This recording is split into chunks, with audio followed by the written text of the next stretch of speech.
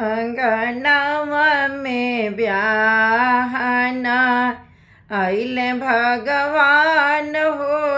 अंगनावा में ब्याहन आइले भगवान हो। अपने त पहिने श्याम मोर मुकुटवा हो। अपने त पहिने श्याम मोर मुकुटवा हो। तुलसी के पहनावे श्याम, तुलसी के पहनावे श्याम, सेनुरा भरपूर हो। अंगनावा में ब्याहन आइले भगवान हो। कार्तिकवा में ब्याहन आइले भगवान हो। अपने तलेहले श्याम बास के बसुरिया हो। अपने तलिहले श्याम बास के बसुरिया हो।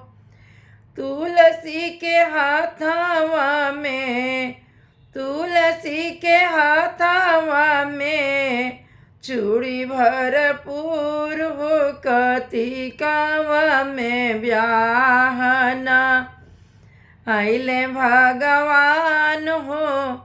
कार्तिकवा में ब्याहन आइले भगवान हो।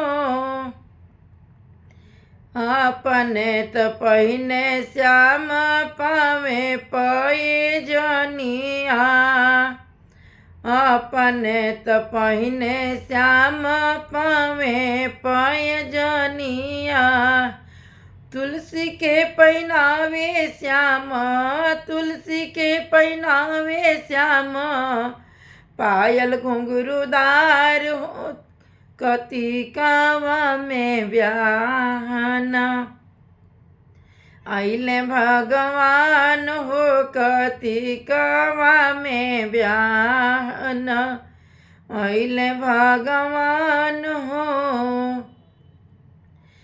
अपने तोड़े श्याम पियर पीताम्बर। अपने तोड़े श्याम पियर पीताम्बर।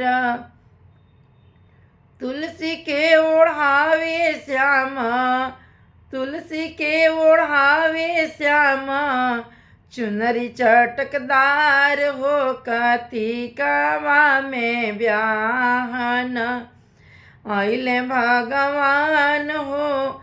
अंगनावा में ब्याहन आइले भगवान हो।